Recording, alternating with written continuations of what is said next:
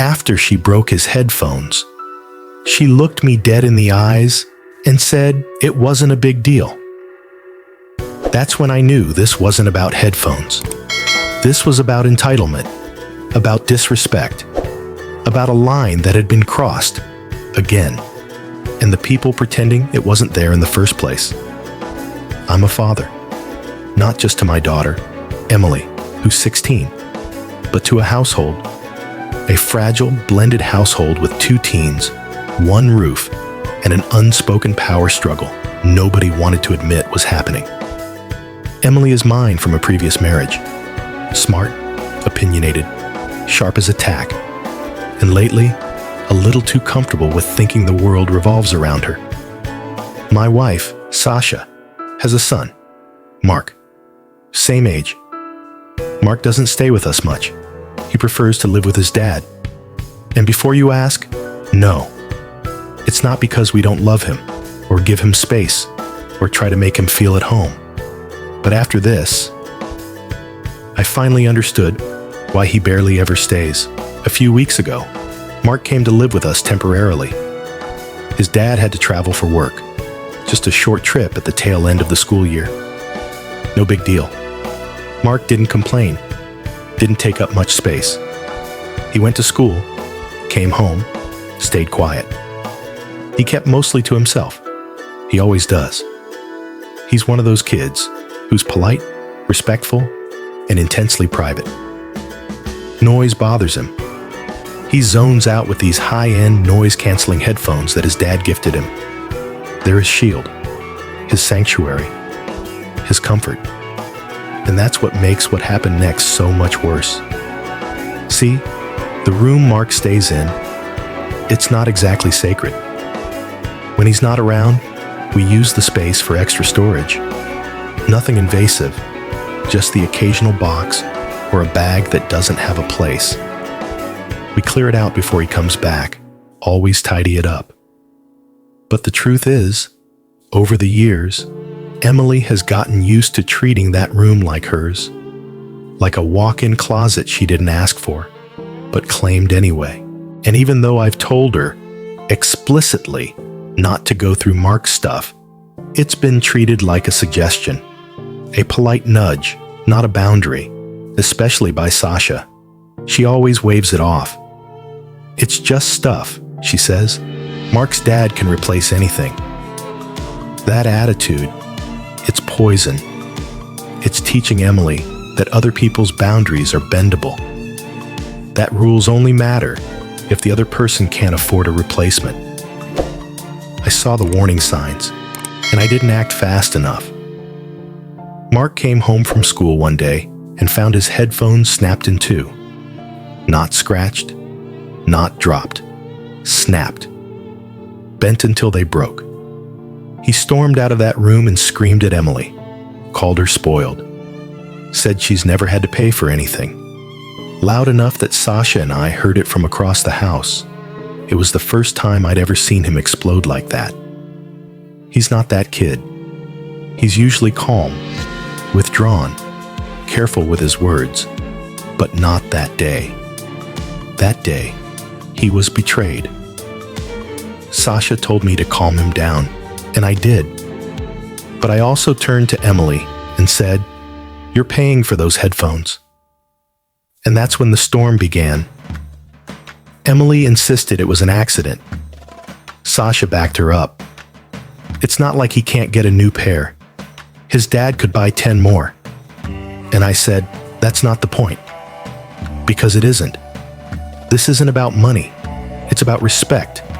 It's about the fact that Emily was told to stay out of Mark's room, that she chose to go in anyway, that she handled something that wasn't hers, and that she broke it. It doesn't matter if it was a dollar store pair or a $300 model. She broke it. She replaces it, end of story. But apparently, it wasn't. Because then the gaslighting began. Sasha told me I was being harsh, that I was prioritizing someone else's child over my own, that I was trying to impress Mark's dad. Can you believe that? Emily sulked around the house for days, arms folded, slamming doors, saying I was unfair, that I was siding with Mark because he's quiet, and I feel sorry for him. And maybe that's true. Maybe I do feel sorry for him. Sorry that every time he comes to this house, he's reminded that he's not really welcome here. That his mom, the one person who should protect him, is too busy defending someone else's behavior to stand up for her own son. You want to know why he prefers to stay with his dad? Because his dad listens. His dad doesn't let people rummage through his belongings. His dad doesn't say, "It's just stuff." That boy left his headphones in his own room, and he got punished for it. Let that sink in. And here's the real kicker. Mark's dad offered to replace the headphones the moment he found out. No hesitation. He said he could send someone to get a new pair that day, and I still said no. Not because I wanted to make it harder for Mark, but because I wanted to make sure Emily understood the cost of her actions. I told Mark's dad that Emily would pay him back, and I'm sticking to that, even if it takes her all summer. Even if she skips 3 trips to the mall. Even if Sasha hates me for it. Because this isn't just about headphones. It's about character. It's about what kind of adult she'll become. And I'd rather have a pissed-off teenager today than a grown woman tomorrow who thinks she can trample through people's lives and throw money at the mess. You want to know what I realized in the middle of all this? That I've been too soft. I've let Sasha's dismissiveness become policy in our house. I've let Emily test the edges of every rule until they became meaningless. I've let Mark feel like a guest in his own mother's home. And that's over. From now on, Mark gets a lock on his door. From now on, Emily doesn't get to use that room like a second closet. From now on, we clear out the junk permanently. Or we find another place to store it. And from now on, when someone breaks something that doesn't belong to them, they replace it. It's that simple. But you know what's not simple? Being the bad guy in your own home. I've spent the last week being glared at like a villain by the 2 people I love most. My daughter thinks I betrayed her. My wife thinks I embarrassed her. And Mark hasn't said a word to me since it happened. But at least he knows I tried. I stood up for him.